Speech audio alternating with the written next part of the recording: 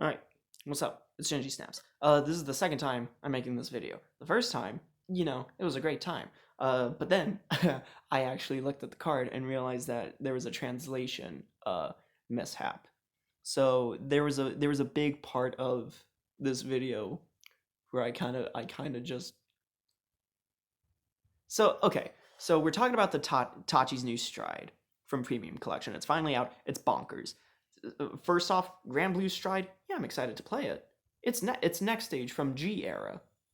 Doesn't flip anything up, but sure. Give me a reason to play Limit Break in my Premium Grand Blue deck. Sure, why not? But but and this is the big pit. Sorry, this is the big bit. Tachi's have a new toy in Premium. So let's get into that, shall we?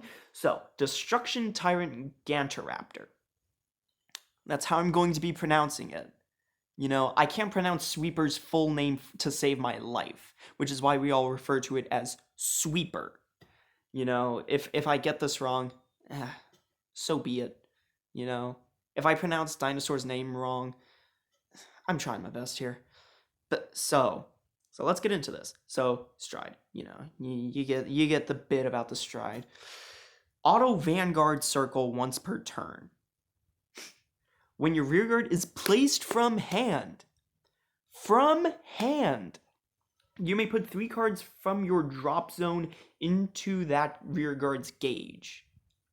This automatically sets up protection for Sweeper, which is busted enough in of its own right. It basically takes no effort to have a protected Sweeper, which is coming in at 24 by itself, 29 if it's on Excel 2, 34 if it's on Excel 1, which, as of late testing, I'm convinced Premium Tachi is an Excel 1 deck.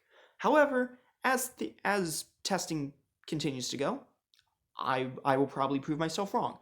So don't hop on me for that bit. But that's dumb. This is basically this is Tachi's second stride. If the game gets to that point, because everyone's just like, oh yeah, Premium is it's first, whoever hits first stride basically wins because your opponent's gonna be dead by first stride. No, get the fuck out of here. This is definitely this is at least Tachi's second stride, and I'm gonna tell you why it's the second stride. Gluttony Dogma, or Gluttony Nebrius. Gluttony Nebrius says restand your Vanguard for 5 gauge or rear guards. That's cool. Doesn't lose any drives, which is what makes it dumb. You get 6 cards out of your deck from essentially 1 card, which is cool, which is great.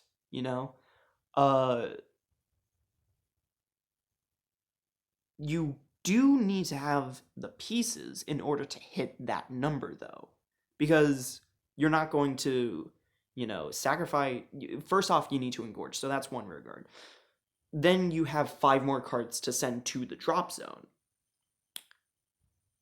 I'm seriously going to doubt that anybody is going to sacrifice like a Sweeper, but if you're playing the Baby Tyranno as your starter, then as you start climbing up, most of your gauge is going to be on the Baby Tyranno, so you engorge something else, who cares about what the engorge target is, but that Baby Tyranno is going to be all 5, and then you set up like 2 more attackers or like another column, which is great.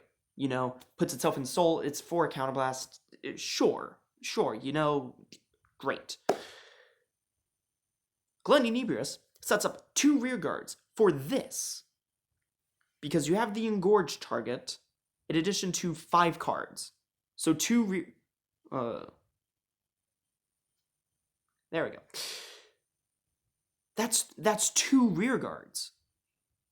I mean, if you're using Baby Tyranno as the starter, then it's 1, because 3 minus 5, 2. You're not going to be able to use its skill, for another rearguard, because you're not going to have, a definitive 3rd card. If you stride, then yeah, you have 2 rearguards. If you guard, yeah, Gluttony Inebrius sets this up perfectly, especially by second stride. Oh, what am I talking about? By second stride, you're going to have shit in your drop zone.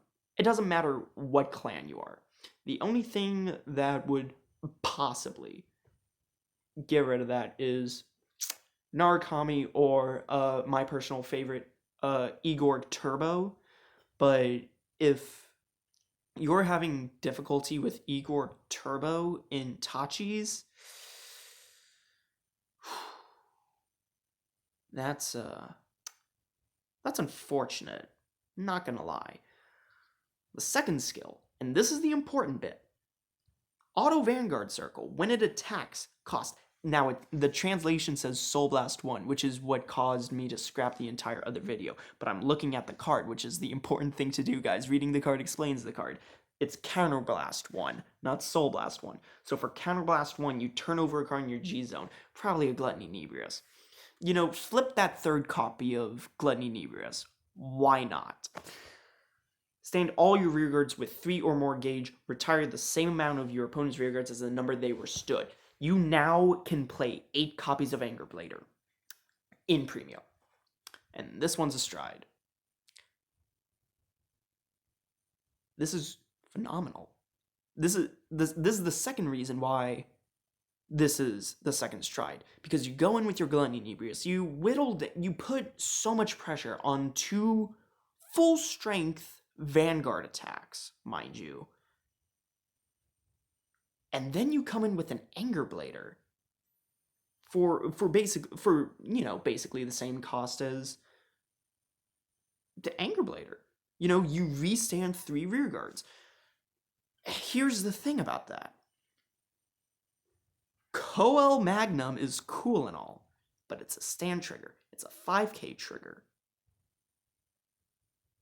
This makes me not want to play Coel Magnum. Granted, I understand Coel Magnum. Give something 5k.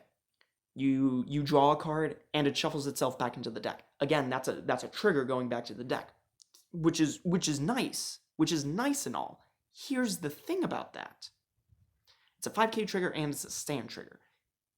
On the defense 5k trigger, you don't want to see it. You know, I would much rather see a 10k trigger going to the defense, because that's less of a ladder that I need to climb for God knows what I'm going up against. The second thing is that if I'm playing stand trigger, like before this, stand triggers, sure. It's nice to have a restanding sweeper or a restanding Sarco Blaze. You know, that's the important bit. I no longer feel bad about putting gauge on my Sarco Blaze because this restands it. Gluttony Inebrius. So you go Gluttony Inebrius, flip itself.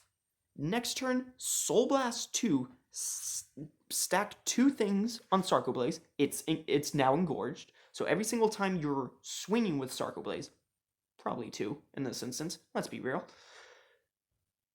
you're swinging with a no-0 attacker for basically free. You stack crits on that thing, it becomes much more of a threat. Stand triggers, while it's nice and all, they don't guarantee, you can't guarantee that you're going to hit a stand trigger. I mean, if you have like 4 cards in your deck and all of them are Coel Magnum, cool. It's one of those things where it's neat because you have that, because you have that loop.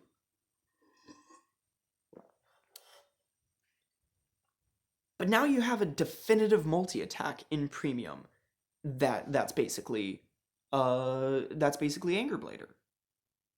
So to me, Tachi's definitively became at least 8 crit because you have that multi-attacking option similar to what we had in Standard. This is the reason why Anger Blader got hit.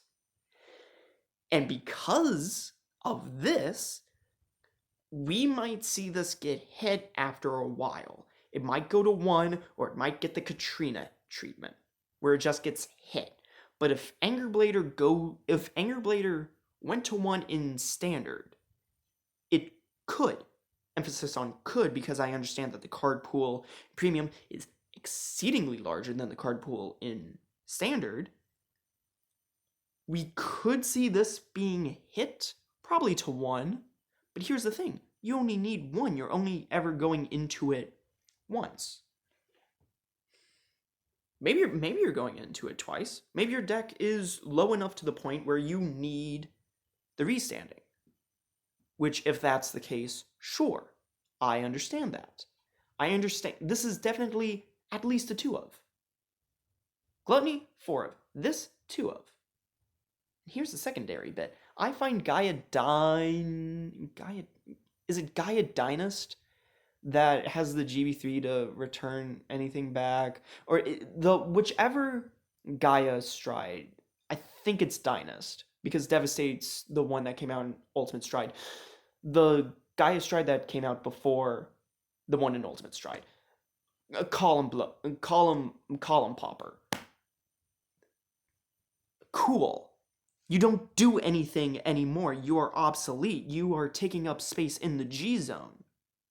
And that's how I feel about Gaia Dynast. Gaia Dynast and Coel Magnum seem to be taken out of the equation somehow, to me at least, because you need to run Gaia Devastate, the one that came out in Ultimate Stride, for the mirror, because that blows up the circle and that takes care of the sweepers. Because sweeper cares about itself. Gaia Devastate targets the circle, not the unit. You need to run at least 4 Gluttony. But 3 arguably. 4 definitive. 3 definitively, actually. 3 definitively. 4 pushing it. But it flips anything. It's a restanding Vanguard that is basically full power. And this is at least a 2 of. Mind you, it also flips anything, so you can go into Gluttony first stride, flip the second Gluttony off of Vanguard Gluttony's skill, go into this, flip the third Gluttony, and now next turn, if you have the soul for it, you Soul Blast 3, you Gauge 3. Meanwhile, what's Gaia Dynast gonna do? You're gonna stride into it first and wipe out, like, 1 rear guard? That's 2 of your kills for, like, an entire column? That doesn't seem valuable to me anymore. Coel Magnum being a stand trigger, mind you, a recyclable stand trigger, but a stand trigger nonetheless, being a 5k trigger, but also a trigger that says, hey, restand a rear guard, also doesn't seem as valuable to me because I'm basically restanding my whole board and getting a board wipe out of it. All in all, this is bonkers. And I'm truly excited to see where not only my theory crafting is going, but also how the rest of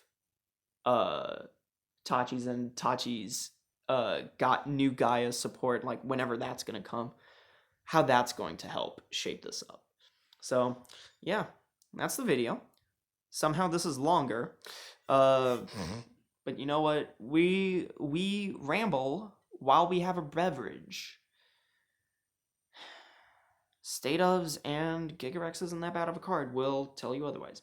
So, I hope you all enjoyed this video. Like, comment, subscribe. Let me know what you thought of not only this stride, but of the video. Let me know what you guys are theory crafting.